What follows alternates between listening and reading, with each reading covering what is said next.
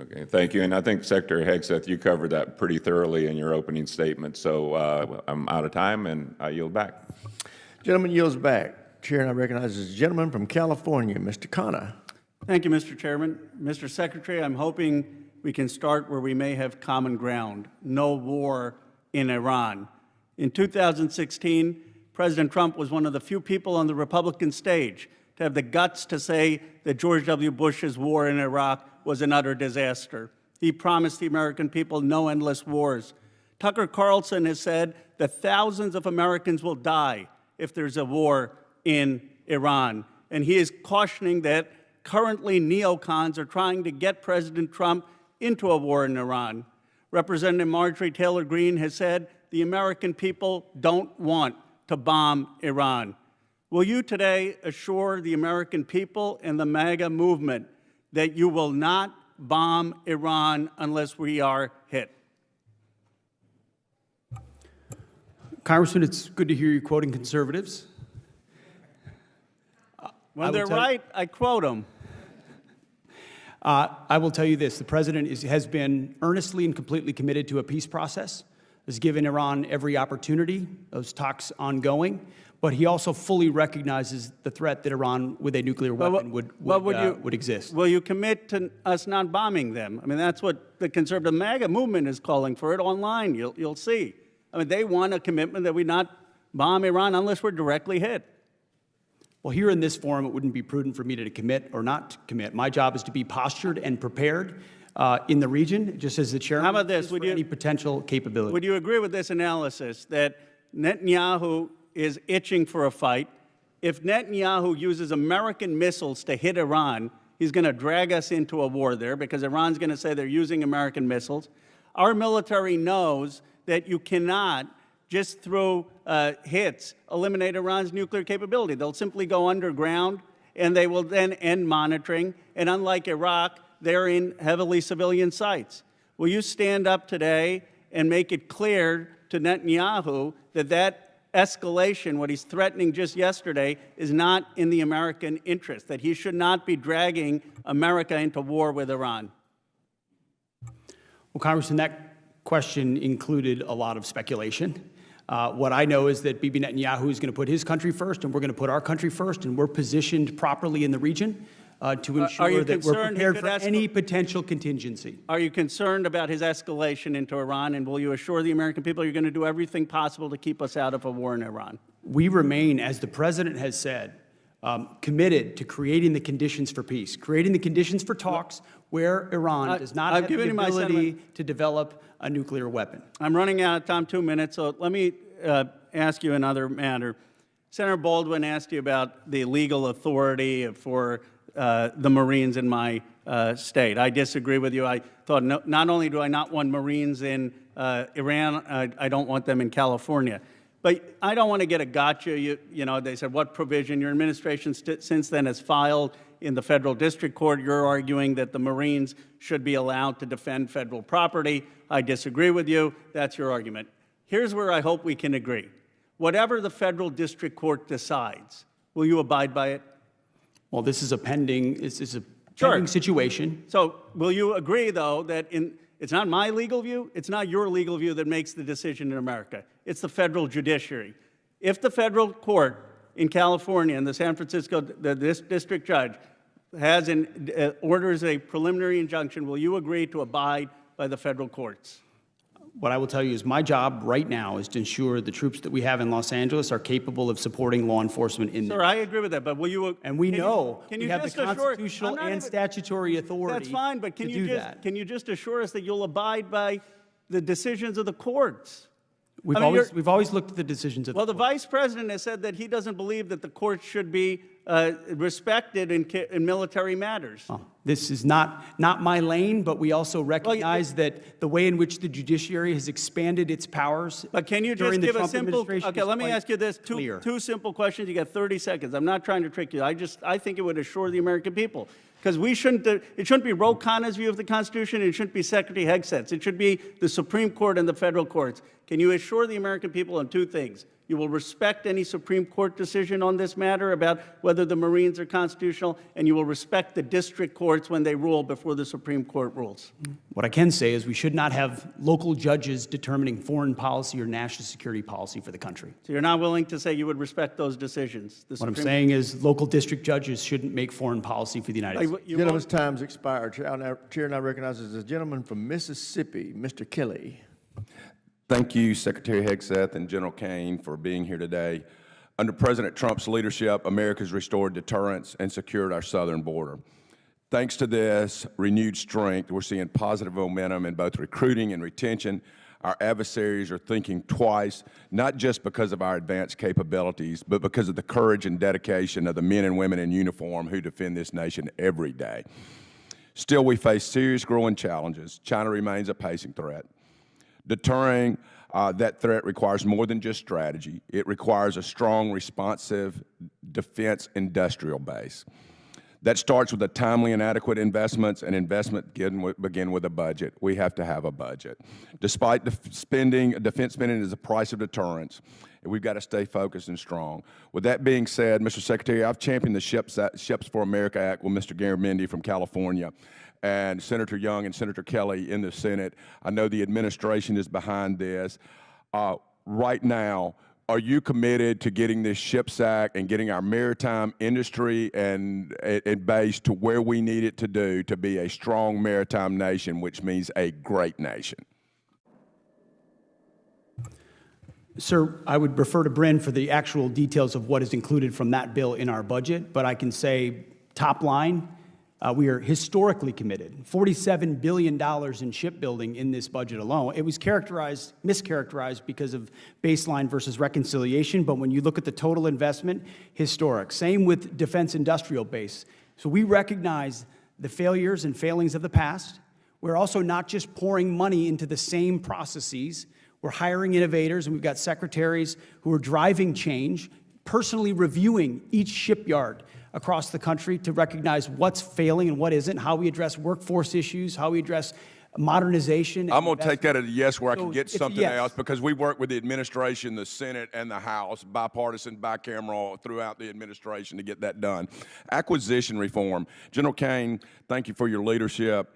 As the committee works to streamline acquisitions through the SPEED Act and give program executive officers, PEOs, more agility, I want to make sure that we're doing the right things at DOD writ large, especially when we're talking about Navy and Air Force and some of the programs that we do. Requirements cannot be shifted on a yearly basis. They at least need to stand steady through an administration. So we need requirements that are steady. We can't tell them how to build things. What we need to tell them is the capabilities we need and let industry build that. We can't always let perfect be the enemy of good. We need to keep and maintain during the acquisition process intellectual property rights so that we can repair those things ourselves, so that we can 3D print. There are so many things that we can do better that we put artificial barriers because we have a risk-averse DOD now, especially in acquisitions. And finally, we need to make sure if we say we're building 4 destroyers next year, we don't need to next year say, well, we're going to change that to 3. We have to send a steady demand signal. We have to do block buys, and we have to hold these PEOs responsible for finishing the program, or at least getting it to a point where it's in production. We cannot rotate every 2 or 3 years. Are you committed to make sure that we do everything we can to help our industrial base, give the Army, Air Force, Navy, and Marines the products they need to win? Well, sir, there was a lot of goodness in this statement, and by the way, thank you for your service yourself here in the uniform for so many years. You covered a lot of ground between requirements to PEOs. One of the things that I think we, both the military and the Congress, are going to have to think through is how do we buy aligned with the technology development curve, back to your point about requirements. And what I need to try to think through with you is how do we ensure that the force of the future has the relevant and current combat capability to dominate on the battlefield. And technology is evolving so incredibly fast that we need both a requirement system, an acquisition system, leaders that understand that. And I think that's going to require some partnership between the department and the Congress to think through that and clarity around what are we solving for. And finally, real quick, Secretary Hegseth, please have the Navy get us a shipbuilding plan that is not an option. We have not had one for the last 7 years. Please get us a 30-year shipbuilding plan, of which the first 4 years are locked in. Gentleman's time's expired. Chair, I recognize the gentleman from Massachusetts, Mr. Keating. Thank you, Mr. Chairman. I'm going to take my time to react to the testimony already given. The three pillars that each of the witnesses and the Secretary highlighted. Pillar number one, restore the warrior ethos. You know, I've had the privilege in this committee to see firsthand a special window of our troops, their courage, their tenacity, their commitment. You don't have to restore the warrior ethos, sir. It's already there.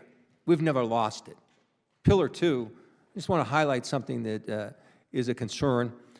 Pillar two is the border security issue. And among that, I'm really worried about the agreement with El Salvador that exists. I think it's very cloudy. We don't know exactly what they're getting in return for their commitment to house the hellhole prisons, in the hellhole prisons they have, people that are shipped there, transported there illegally. But there's problems with that. It violates the Constitution, number one. It violates the First Step Act that President Trump paraded around and took so much credit for in his first term, he and his son-in-law, Jared Kushner. It violates the Leahy Law, which prohibits federal money to be used for prisons of that type. It violates the Foreign Assistance and Transparency and Accountability Act that our Secretary of State was a proud sponsor of, that demands taxpayer accountability for monies, because all we know is the White House has said they've given El Salvador, given their strongman, Bukele, $6 million. But then they're holding another $15 million in international narcotics and control and law enforcement to the side for prospective use here. And of concern, too, is we're now transferring helicopters, military assets, to Bukele. We're giving him helicopters. And I'm concerned about that. Supposedly it's there for humanitarian reasons. It's being taken away from the Drug Control Task Force dealing with the fentanyl issue. And now it's there for humanitarian reasons in Bukele's control. And I'm just worried about going down the road here. I think there should be strict oversight of what they're getting from the U.S. If that's not there and there's dark money and dark assets being passed, we could have the makings of another Iran-Contra. Thirdly, the third pillar, deterrence. And I look to what every expert militarily, from a security standpoint, said is the greatest deterrent that we have with China and Russia, and our greatest weakness if we lose it. And that's the war in Ukraine. If we fail to support Ukraine and Ukraine loses, that's a green light for China. That's just not my opinion. That's virtually every security expert.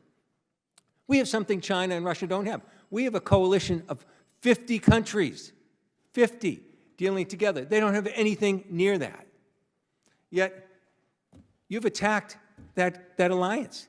You said they're pathetic. You called them freeloaders. They have paid, and we want more money, and they're giving more money for their own defense, but they've given $199 billion towards Ukraine, more than the U.S., by the way. And they're not freeloaders when they came to our assistance at 9/11. They suffered thousands of casualties, several hundred deaths. They're young men and women sacrificed to defend Article 5, the only time it was exercised for the United States. They're not freeloaders dealing with that. And yet today, you attacked one of them saying that now you've confirmed that the U.S. has plans in place to invade the territory of a founding member of NATO, Denmark. That's not being strong. That's not being strong. It's also chaotic. This is the chaos cabinet when it comes to Ukraine. Secretary of the Treasury, Putin is a war criminal. Trump's chief negotiator, Putin is trustworthy. He's not a bad guy. Secretary of State, Putin was a war criminal, I guess, but now he's not. He doesn't know.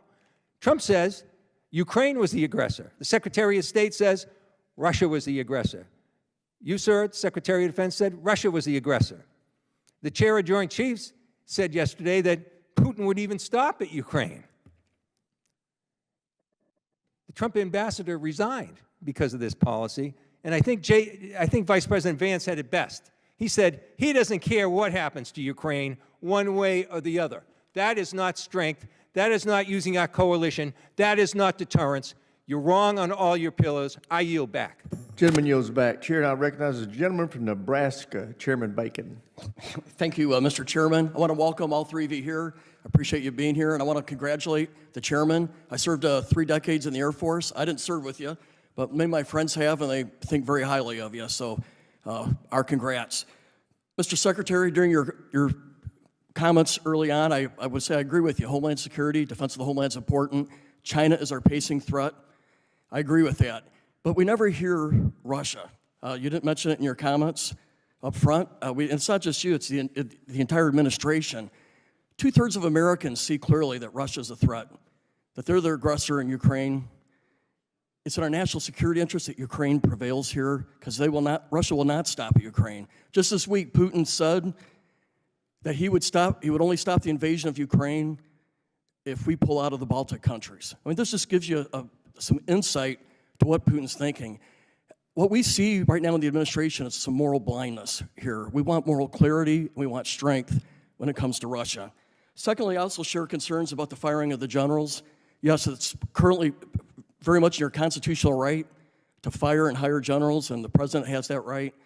But there's also decency involved here. I've known many of these people. I was served with most of these folks when I was a colonel and as a 1-star. I knew one as a captain. They served their whole adult life. And I think they deserved an explanation why they were fired. And I think the American people deserve that as well. And the impact on Cyber Command, having General Hawk fired. We groomed him for over a decade to fill those shoes. And I don't know that anybody can fill those shoes right now. It's going to take a year or two for people to get there. I really believe that the most happy people on the firing of General Hawk was Russia and China. Now for my questions. I'm on the Cyber Subcommittee, I chair that committee. We learn, and we know, and I know you all know, that Russia and China are attacking us every day. I also have learned that within the executive branch, there are very limiting rules of engagement on what Cyber Command can do in response. I would ask both the Secretary and the Chairman if you would review those rules of engagement and see if they're right. I think we should be carrying a bigger stick here when we're being attacked every day. So would you at least look at those rules of engagement and consider revamping them? Sir, we do review those on a regular basis, and I would say there's been some incorrect reporting on what has or has not been done, but internally we're ensuring that anything we do on cyber offense or cyber defense is coordinated with the administration's priorities and the way in which the department views threats and how we manage them in real time. So as I mentioned, I'm the chairman of the committee, and I've talked to multiple layers. They are restricted based off of the rules of engagement. Maybe they're appropriate. I just hope we relook at them, because if China can attack our energy grid, our Wall Street grid, our hospitals, I think we should be reviewing, okay, is our responses adequate? So I just wanted to submit that for you to think about and consider. I agree China is the pacing threat. And the best way we want to prevent a war. Day one of a war with China and Taiwan is a day too late. I happen to know that we owe billions of dollars of weapons to China, or to Taiwan. We've committed to them, or they purchased them. And this is really a previous administration's fault. We're talking billions of dollars of weapons. They need sea mines now. They need Harpoon missiles, air and missile defense, things like that. I asked the previous secretary under the previous administration, what are you doing about it? He says, well, I'm studying it. He's the secretary. I just asked for you all's review and figure out who's behind, do we got to kick to start getting these weapons to Taiwan faster so we have deterrence? And I just appreciate your comment to that.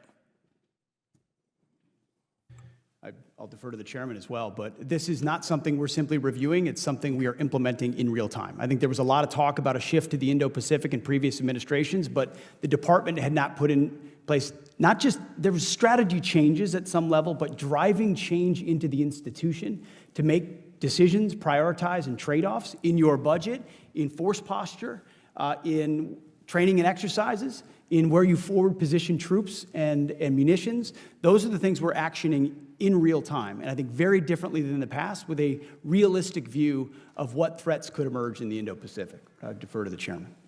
Sir, I'll just add in general terms about the size and capacity of our defense assistance worldwide, you know, that all tacks back to our national and defense industrial base. And what I'm encouraged by is the leaders that we have in the department, in the joint force, and in the Congress right now. It feels like if not now, then when, and if not us, then who?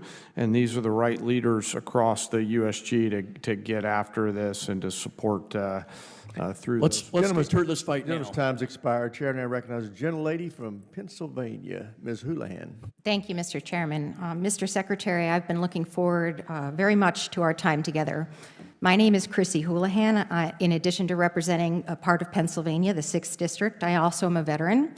I come from a family of veterans and service members, and it's very deeply personal to me, this conversation that we're having, as I know it is to you as well. Over the last several days, I've had the opportunity to watch a bit of the hearings that you have testified at this week, and I can see and know that you have quite a bit to say. But since I only have 5 minutes, I'm going to try and focus my time on a concept that you talk about very frequently, and that is lethality. By definition, lethality simply means being capable of causing death. Secretary Hegseth, I have a couple of clarifying questions that I'd like very much to get through. So in the interest of time and efficiency, I would ask just simply for a yes or no from you for the answers to these questions in advance, and I thank you. So given that definition of lethality, would it be fair to say that both men and women are, generally speaking, capable of causing death? It depends yes on or no, sir. Depends on the context. Yes or no. Yes or no. Are men and women capable of causing death? It depends on the context. Yes or no. It depends on the context. It's unbelievable to me that you can't come up with an answer whether or not a man or a woman can cause death. That's an obvious yes. Would it be fair to say that the U.S. military trains our soldiers in multiple ways to be capable of causing death, whether they are men or women? That's a big part of our job. Yes. Would it be fair to say that both men and women are capable of pulling a trigger of a rifle to cause death? Yes or no? Sure. And would it be fair to say that both men and women are capable of operating an unmanned combat drone or maybe pushing a button to launch a missile to cause death again? Yes or no? I know what you're getting at, ma'am. Yes? But it is, so lastly, men and women sir, carry equipment differently, a 155 round differently, sir, a rucksack differently, reclaiming a 240 my Bravo time, machine gun I asked differently. about missiles and drones, sir. It is the gentlelady's time. time. Reclaiming my time, Just pause. sir. It is the gentlelady's time. Would it be fair, finally, to say that both men and women are capable of piloting a jet or a helicopter to combat people and to cause death as a consequence? A lot of wonderful female Yes pilots. or no?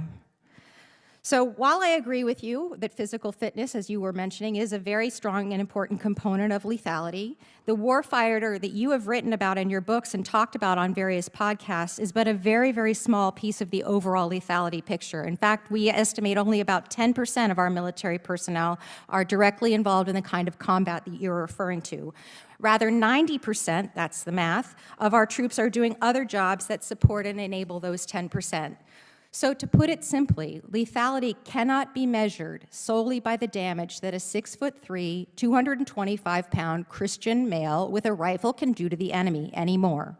Sure, I agree he's part of that solution, but it is an incomplete and at best very dangerous and very homogeneous description of that. Lethality is equal parts technical skills, tactical experience, cognitive problem solving, and physical fitness. It's not about one person, but it's about many. It's not about blue or red. It's not about liberal or conservative, Christian, Jewish, or agnostic. It's not about North and South. Here are some statements that you have said previously about women in service. This is 2024, sir, not when you were a 19-year-old. You have said that women are life givers, that dads push us to take risks, and that moms put the training wheels on our bikes, that we need moms, but not in the military. Secondly, you have said, I am straight up just saying we should not have women in combat roles. It hasn't made us more effective, and it hasn't made us more lethal. With what's left of my time, sir, I will say to you that women have served our country for 200+ years in our militaries and in service and protection of our nation. They are watching you, what you do and what you say, and we deserve better from you. Women can and do serve with lethality today. We can and do all of the jobs that are required of us. Yes or no, do you believe military women should be in all roles in the military? Women have joined Yes our or military no, sir? in record numbers Should under this women be administration. in all roles in the military? Standards should be high and equal for Yes all or positions. no, sir? We agree. Should they Standards- be in all roles in So the military? my job is that yes 10% or no? stays as sharp as Reclaiming my possible. time. Standards should be high and equal. Reclaiming my time. Will you agree that women should be able to perform in all combat roles, assuming they meet the standards? Gentlelady's time's expired. It's all about standards. Before we move to the Disappointing. next witness, I would like to hearken back to my several decades ago time as a trial lawyer and remind the members, you control your questions. The witness controls his or her answers. You can ask a yes or no question, but the witness is entitled to give his or her answer the way they choose to frame it. With that, I recognize the gentleman from Texas, Dr. Jackson.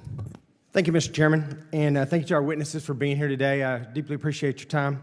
Mr. Secretary, I would like to start by apologizing for some of the rude and childish behavior that was demonstrated earlier by one of my colleagues. I think I speak for several members on this committee. I apologize for that. Unfortunately, it's probably not the last bit of disrespectful grandstanding that's going to take place before this hearing is over. Secretary, under President Donald Trump's leadership, our government has been refocused on the most pressing challenges facing our nation. Instead of woke DEI and climate change programs, this administration is advancing our military readiness and lethality. As adversaries seek to challenge the United States, we must do better to equip, train, and defend this great nation. And Mr. Secretary, on behalf of the patriotic Americans in the 13th Congressional District of Texas, I want to thank you for what you're doing to reclaim our military. I think you're doing a wonderful job. Last month at SOF Week, you stressed an important and foundational SOF truth. People, not equipment, make the critical difference. Our SOF community employ a number of capabilities and special expertise that bolster our ability to deter the PRC and set conditions, if needed, that provide the United States with distinctive advantages. We ask a lot of our special operations forces, more and more as each day goes by, and that's only going to continue. Crisis response remains a critical mission performed by SOCOM, and despite flat funding, this responsibility has risen as high as 200% over the last decade. Mr. Secretary, as you highlighted during SOF Week, our operators' lethal precision and timely crisis response capabilities have met these growing demands every single time. Given this significant and sustained increase in operational tempo, what can the department do to alleviate resource constraints in SOCOM's budget to ensure critical crisis response capabilities are properly funded and that our SOF operators can continue to meet the evolving global threats, both with great power competition and in the counterterrorism arena? It's a great question, sir. I appreciate it. We start by listening to those units, to those men, what they're facing, what they need, what their families need, and then resource it. Because not only have they been used more than anybody else over the last 20 years, but even in just the last 4 or 5 years, the amount of times we call on the Special Forces community, Special Operations community, has increased. So the funding needs to match that, which you'll see in this budget. The training needs to be commensurate with it. And then I think morale and standards really matter. There's a reason why we've looked at schoolhouses of some of our most elite Special Operations forces and ensured that standards have not eroded, because under the previous administration, for political reasons, in pursuit of political correctness, for other ideologies, standards were dropped, whether formally or informally, amongst certain communities. to sometimes reach quotas or sometimes for ideological perspectives. We want to ensure standards go up to the highest possible level. Anyone who can qualify meets those standards. And guess what that does for those units? It increases morale, increases unit cohesion, because they know they're as capable as they can possibly be. Thank you. General Caine, do you have anything to add to that? Sort of most of those matters are policies that my civilian leaders set and not something that the Joint Force weighs in on, as you know, and thank you for your service. Yes, sir. Thank you. And I will say that, you know, we've had lots of discussions about this, and I know you're aware of this, but the special operations community is being spread extremely thin right now. And, you know, SOCOM, JSOC, they're repeatedly and more often having to tell the geographic combatant commanders that they cannot do what they're being asked to do just because they don't have the resources or the people to do the job. So anything I can personally do, and I'm sure many others on this committee, we're willing to make sure that we can do that. And with that, Mr. Chairman, I yield back. Gentleman yields back. Chair now recognizes the gentleman from Colorado, Mr. Crow. Thank you, Mr. Chairman. Thank you, Chairman Caine, Secretary Hegseth, and Mrs. McDonald. You're doing a great job today, Mrs. McDonald. Secretary Hegseth, we have a lot of things in common. In fact, our careers started the same way. We were both infantry officers. We were both platoon leaders. We both deployed our platoons to combat in a counterinsurgency environment.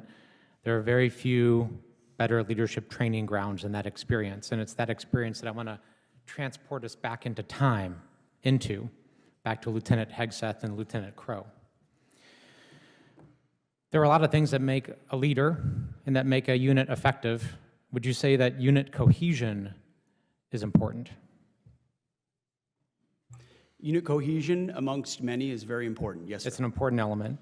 And part of that is making sure that all members of your unit felt included in that team, correct? Far more important that every member of that unit felt capable to do the mission and united in that mission. But that they were included and felt part of the team as well. I wouldn't use the word inclusion, sir, but yes, they were cohering as a team, yes. And that you reduce tension and infighting and points of tension between your platoon members so that you can focus on the mission. That was a part of the regular job. Absolutely. That's why I've said that our diversity is our strength is the single dumbest phrase in military history. And words are our important. Unity is our strength. And so unity amongst members, despite differences of backgrounds, race, whatever that is. And I agree with you on that. Together on a mission. And part of that is words are important and setting the tone is important, correct? When you're a leader. All aspects of leadership, mostly leading by example. Did you ever tell them your political affiliation? Guidance. Did you ever tell your platoon members your political affiliation? We certainly discussed lots of topics, and I'm sure my political affiliation. Did you ever ask them theirs? No, their political affiliation was never a concern to me. Because it's important that everybody feel included and that people weren't excluded, correct? That would be antithetical to leadership. I'm sure my platoon contained Republicans, Democrats, and Independents, and I had no idea what their affiliation was. Okay, that was actually my next question, so I appreciate you answering that. You led your unit in a counterinsurgency environment, and you interacted with civilians, correct? Interacted with members of the civilian population in Iraq, sure. Yep. And you were, in fact, a Caine instructor, a counterinsurgency instructor, correct? In Afghanistan in 2011 and 2012, I was the senior counterinsurgency instructor. And you signed off on a manual. There's actually a counterinsurgency manual that you signed off on and helped create. And your name is on that manual, correct? We were a part of creating a lot of content at the Caine Academy, yes. Do you remember this portion of the manual? It says, if you've killed 2 innocents, you've set yourself back more than you've moved forward. Do you still agree with that? I would have to take a look at the manual, but obviously no one in warfare is seeking to kill innocents. Okay. Because it's important to show why we're different from the enemy. Because we're not the enemy, right? We're different from our adversary. Would you agree with that? We have different morals and different values. We are not the enemy, sir. We have different morals and we have different values than the enemy. We have a code, a uniform code of military justice. So the answer to that is yes. yes. Formations that you're not trying to compare us to Al-Qaeda and ISIS, are you? We're different. I know the code of the United States military and army that I signed up for. You can't tell me whether we're different? Right hand. You're not willing to say we're different? Of different? course we're different. Okay, thank you. It's absurd. That's why I'm trying to reconcile the fact that we learned many of the same lessons as platoon leaders about unit cohesion, making sure that people were included, that we didn't ask people's political affiliation, that we interacted respectfully with civilian populations, that what a leader says matters, that the tone you set matters, that we are not the enemy, that we are different from them, we lead differently, we have different morals.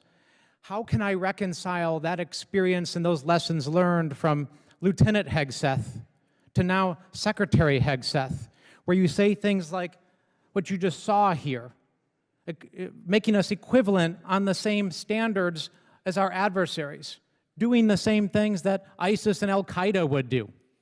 How can you possibly reconcile that? I can't.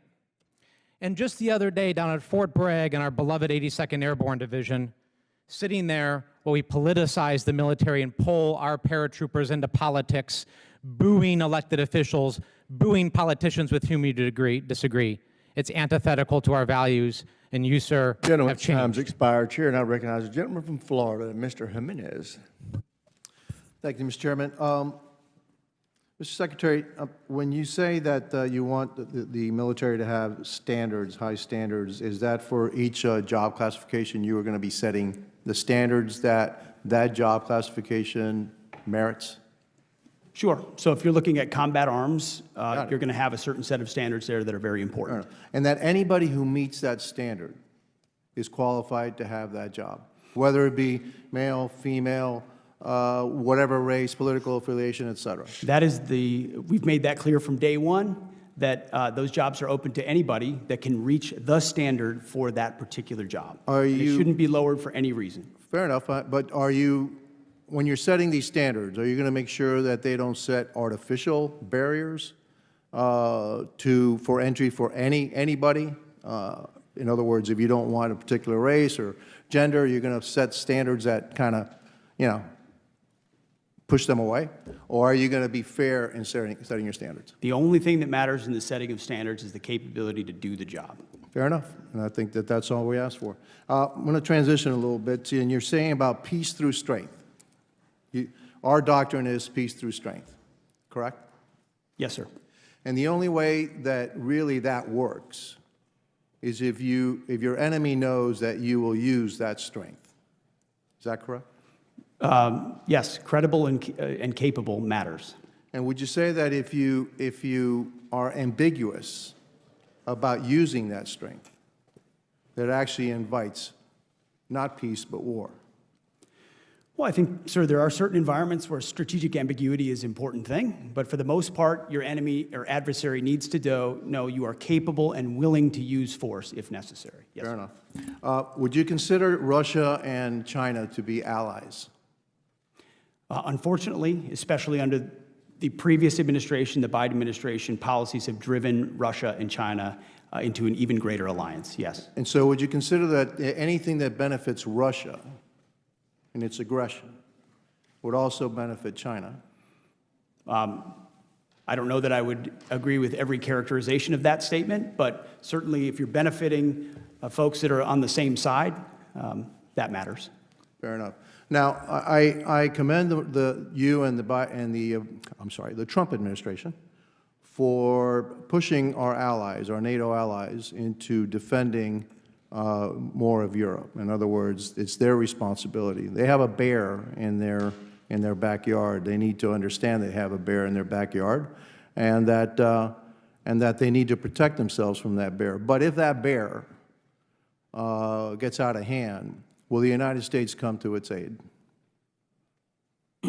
Sir, the goal of this administration is peace in Ukraine, and there's no doubt about that, and we understand who the aggressor is in that scenario. I'm not talking about Ukraine. I'm saying if the bear, okay, and we are NATO, we're part of NATO, okay?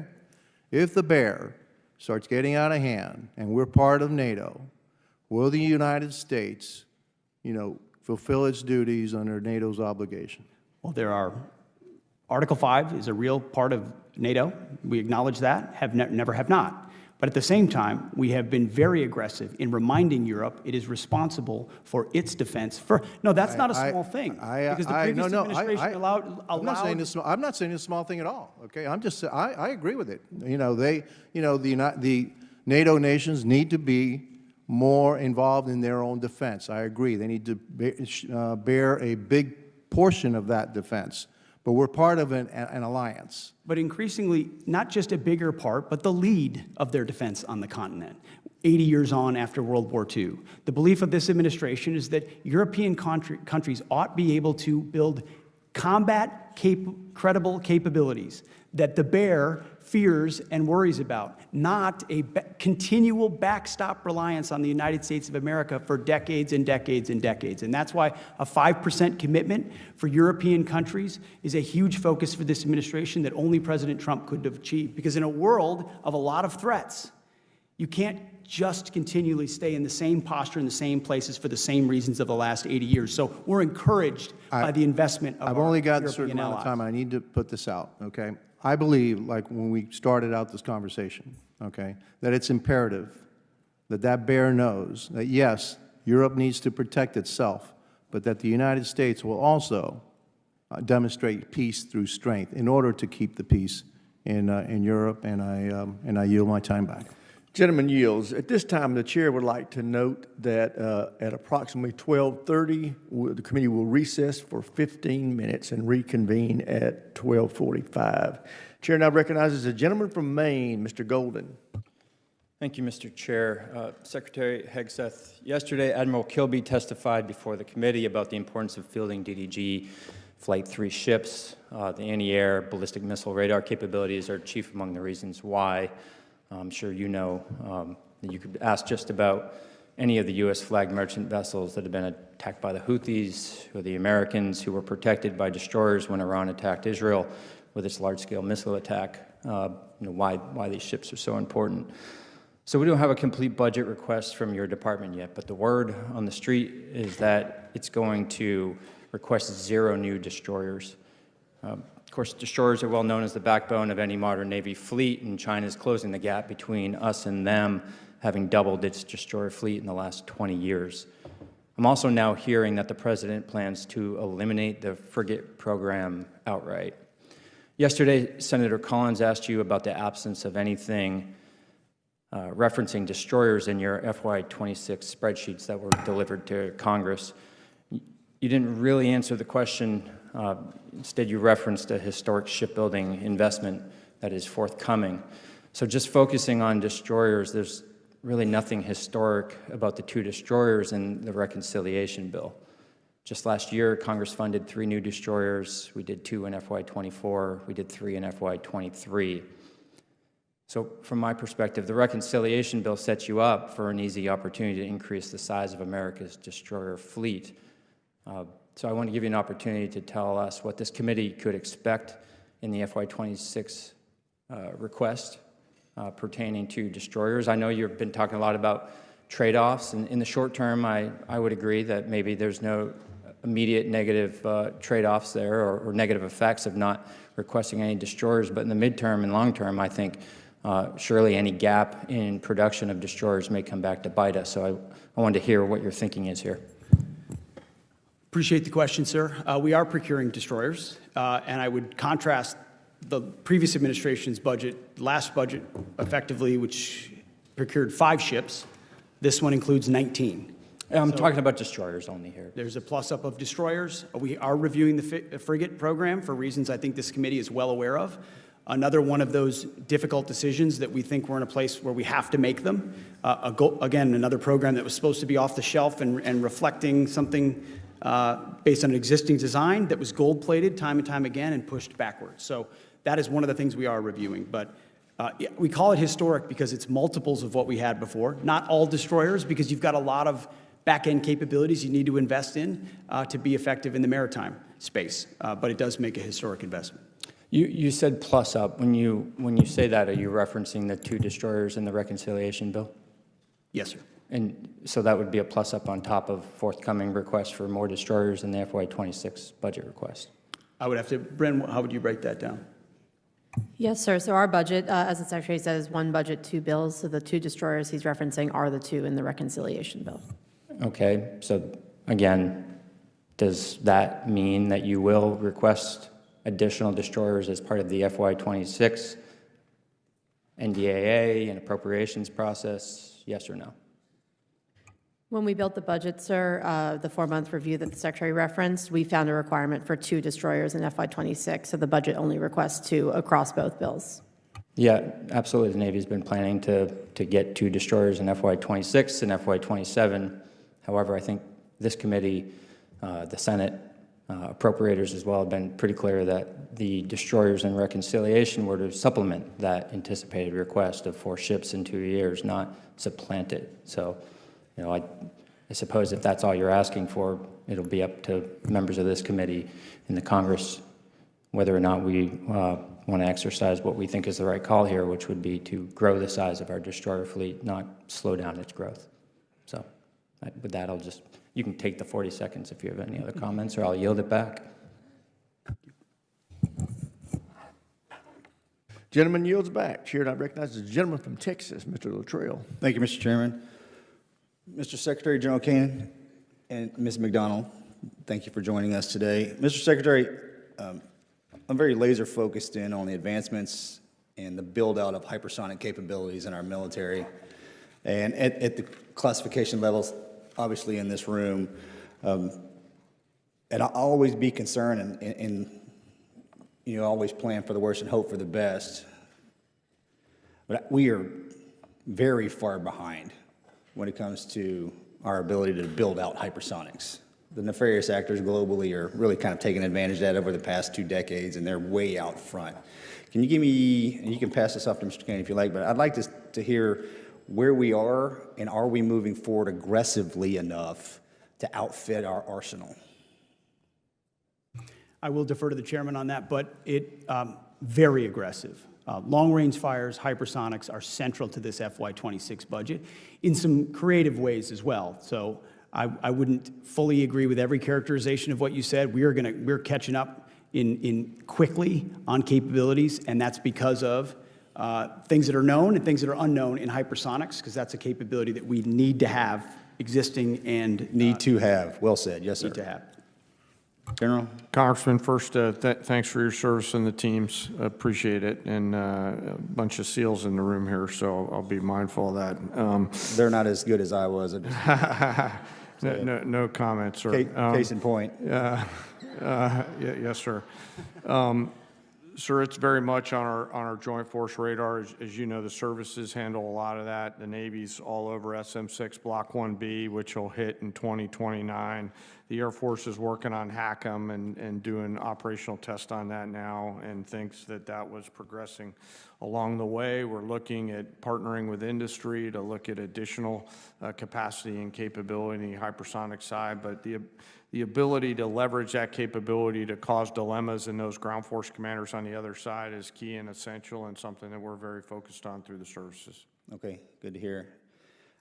Mr. Secretary, I've spoken to the Secretary of Navy, Secretary of Army. I've spoken to Secretary Collins of the VA, and I'm going to completely shift gears on this with you. If I'm able to accomplish anything, and I'm putting this out for public consumption, so I'm probably going to get beat up for it, but if I can, before I leave this place, this wonderful place we call Washington, D.C., if I can make the transition from Department of Defense, our service members, into the VA space seamless and effective, I have done something amazing. Now, as a veteran yourself, I can understand, I most certainly understand, you know the complexities of what it looks like when somebody says, hey, thank you for your service, here's everything you need. The VA is that way. We lose 6,000 veterans a year to suicide. We have disability claims that are through the roof, and our veteran community is more or less lost. And I wholeheartedly believe if the DOD and the VA worked shoulder to shoulder with this, where it was almost just a drag and drop. Here's your DOD service record. VA, he or she are on the way. There we go. You have them. We're good to go. And the VA and the veteran is absolutely taken care of. That does not exist currently, and it's something that I'm working every day on. and I know you will support this. I'm probably putting words in your mouth, and I shouldn't do that, but I want you and the Secretary of the VA to, if you haven't been in the room together to talk about this, I'd love to be involved, but I want this put to bed. This is a problem that has existed for decades and decades and decades, and it shouldn't. And I think if we make this process easier, we'll decrease the amount of veteran suicides down to zero. Our veteran space will be just wholeheartedly happier, and then we can move on and focus on other things. As you know, I do agree wholeheartedly. I hope you've seen Secretary Collins and I, we looked for it. We've never seen a memorandum written together by a DOD secretary and VA secretary, which we signed together in his office at the VA. He came to see me. We talked about it. I came to see him in his office. We put out a video and a memorandum and put our staffs together to say, this is a problem we need to fix. We need to streamline that transition in real time for those who serve. So we're fully committed. Thank you, sir. And I'll reach out to your office for that point of contact so I'm not going to hover over the top of them, but I'd like to have somebody I can talk to on a weekly basis. Thank you. And I yield back, Mr. Chairman. Thank you. Gentleman yields back. Chair now recognizes a gentlelady from California, Ms. Jacobs. Thank you, Mr. Chairman, and thank you to all of our witnesses for being here. Secretary Hegseth, as you probably know, today is National Women's Veterans Day, and in your confirmation hearing and in subsequent conversations, you've said, and I'm quoting you now, women in our military have and continue to make amazing contributions across all aspects of our battlefield, and that women were some of the best soldiers you served with. Do you still stand by those statements? Yes. Great. Thank you. As you probably know, I represent San Diego, the biggest military community in the country, so I meet with countless service members all the time. And with your focus on emphasis and on merit and standards, I wanted to tell you about 3 incredible women in our military. So the first woman is a major responsible for advanced collective warfighting training. Her officer evaluation report rates her as most qualified. And some of the comments included are, and I'm quoting now, she lives the Army values and demonstrates the warrior ethos daily. She rates within the top 5% of officers I've encountered in 18 years of military service. The second woman is an aviator with a record of over 50 combat missions, including deployments to Iraq and Afghanistan. 2 quotes from her most recent fitness report in April include, quoting again, "People excel under her leadership, and she has my strongest possible recommendation for promotion." The third woman is an instructor for an Army ROTC battalion. According to her evaluation report, her overall performance was rated at far exceeds standards, and the comments include, she is undoubtedly within the top 5% of non-commissioned officers I've worked with in my 22 years of service. Given their stellar qualifications and accomplishments and their record of surpassing standards, I assume that you agree that the Pentagon and the services should do everything they can to retain women like these, correct? I would commend the major, the aviator, and the instructor for their service. Great. I'm glad you agree, because I also believe we should be recruiting and retaining the very best and brightest in our country to serve in the military. And yet, you are actually kicking out these 3 highly qualified service members solely because of their identity. These are trans women. And you are using the very same arguments that have been used against desegregating the military or allowing women to serve or allowing gay people to serve. And in all those cases, those arguments were wrong. So I think it's clear that this is actually not about standards or, and I'm quoting you again, an equal, unwavering, gender-neutral, merit-based system, because if it were, you would be keeping these women in. Instead, you are the one injecting culture wars into the military, and it's at the detriment of our military readiness and national security. Now, General Caine, I'd like to turn to you. So to be clear, these are men who think they're women.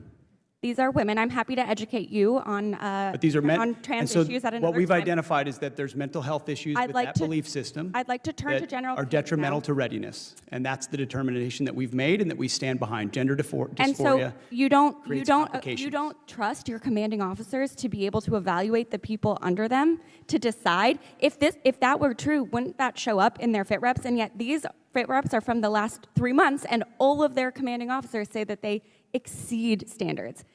I'm turning to General Caine now. General Caine, I'd like to touch on something you said yesterday before the Senate Appropriations Committee. When asked whether the United States is under a foreign invasion, you said, at this point in time, I don't see any foreign state-sponsored folks invading. Despite that testimony, 2,000 National Guard troops have been federalized and deployed to Los Angeles, and 700 Marines from my community of Southern California are now on the ground there as well. And on Tuesday, President Trump, flanked by hundreds of uniformed troops, said they are there, said this is the reason they are there. They are there, I'm quoting now. Generations of Army heroes did not shed their blood on distant shores only to watch our country be destroyed by an invasion. General, have you personally informed the president that according to your own assessment, there is no invasion? Ma'am, first, the definition of an invasion, whether or not that's a policy, that's really a policy decision. And, from a military-only perspective, I, stand by what I said yesterday. But, my advice to the president in any particular matter from a security standpoint, or for the secretary for that matter, I keep that between them. I understand that, but the highest-ranking military advisor in the country does not believe there is an invasion, and yet the President of the United States is federalizing the National Guard and Gentlelady's time's expired. in the name of an Gentlelady's time's expired. This will be the last member before we have our break. Gentlelady from South Carolina is recognized. Thank you, Mr. Chairman. And just to clarify, I want everyone to know that men are not women, and I find it deeply offensive as a woman who's broken glass ceilings. So to all the women out there who are fighting their way through their track meets, their scholarships, their jobs against mentally ill men, I want you to know, Republicans, we see you and we support you. Thank you, Mr. Chairman, and thank you to Secretary Hegseth and General Caine for joining us today. The Department of Defense and our armed forces exist to protect our country's interests and our citizens' freedoms. Under the previous administration, this mission was supplanted by divisive ideology and social experimentation. Allowing ideological advocacy to come before military readiness was an enormous mistake. At the direction of President Trump and under your leadership, the DoD is rightfully returning to its focus on lethality and readiness. Our country faces a complex array of challenges and must maintain unparalleled readiness. The changes you are implementing at DoD are critical to returning our military to its core mission. So I have a few questions for you, Secretary Hegseth, today. How much did the Biden administration spend on DEI programs at DoD? Well, when you look at directly or ancillary reflections of it, it was billions of dollars, ma'am. And did it focus on equitable outcomes rather than merit or improve our effectiveness in the military? No, I think if you look at ongoing operations under the Biden administration and also recruiting and retention under the administration, it was a distraction, not an enabler. Do DEI programs make our military more lethal? No. Secretary Hegseth, how much money did the Biden administration spend on the chemical and surgical mutilation of our service members under the guise of gender-affirming care? I don't know, but $1 is too much. I agree. Did sex change experiments in the chemical and surgical mutilation or castration of service members improve our defense capabilities and make us more lethal? No. That's what I thought. Secretary Hegseth, can a history of mental health conditions disqualify someone from military service? Yes. And is gender dysphoria a documented mental illness included in this list of disqualifying conditions? It was not, but it is now, per an executive order from the White House and reinforced by the Defense Department. Gender dysphoria is properly recognized as a mental disorder and a disqualifying one for military service. God bless America. Okay, so I welcome the announcement of the Navy that they would be ending animal testing on cats and dogs. Huge win for animal lovers and those against the barbaric treatment of cats and dogs. However, I understand there are still some active Biden-era dog and cat tests being funded by the DoD. Secretary, do you plan to end these experiments as well? As you know, Congresswoman, we've looked at a lot of those. We've reviewed a lot of those, and we've ended a lot of those. There are probably others under review, and we will do that. I would love for you all to do a review and eliminate all of them, to see them ended as well. Do you think you'll enact a DoD-wide ban on conducting or funding cat and dog experiments? Do you think that'll be in the future under your leadership? We will review that. Right now, our focus is studies that actually add to our capability, our readiness, our warfighting ethos. So if they don't contribute to enabling better capabilities, then they will be reviewed and ended. Okay, and talk to me about recruitment. How far, you've already hit your recruitment numbers this year so far, right? Or close to it? In record numbers, yeah, months and months ahead in all services. Why do you think that is? Well, I think a new commander-in-chief was elected in November and inaugurated in January, and I used to call it the Trump bump. I think you can't call it that anymore. It's a tsunami of young Americans who believe in the direction President Trump is taking the country, and specifically his leadership as commander-in-chief, and they look at a fighting force that's going to be back to basics. We get accused of wanting to do ideology. It was ideology on the other side that was pushed into the military. Yeah. We're pulling that out and getting back to basics, fidelity to the Constitution, focus on warfighting. Americans respond when that's the focus, and that's what we've seen. So if there's a young person watching today on C-SPAN, and I hope that there are a few, and if they're looking at, they don't know what they want to do with the rest of their life, how do they get recruited into the military? What can they go do today, right now, to come work for you? Well, the menu is large of any different services, any different jobs, and contrary to the narrative being pushed by one side, we have record number of females, minorities as well. This is not just one group of people joining the military, and we welcome all Americans who are qualified to serve our country. Thank you, Mr. Chairman, and I yield back. Gentlelady yields back. As previously stated, the committee will stand in recess for 15 minutes.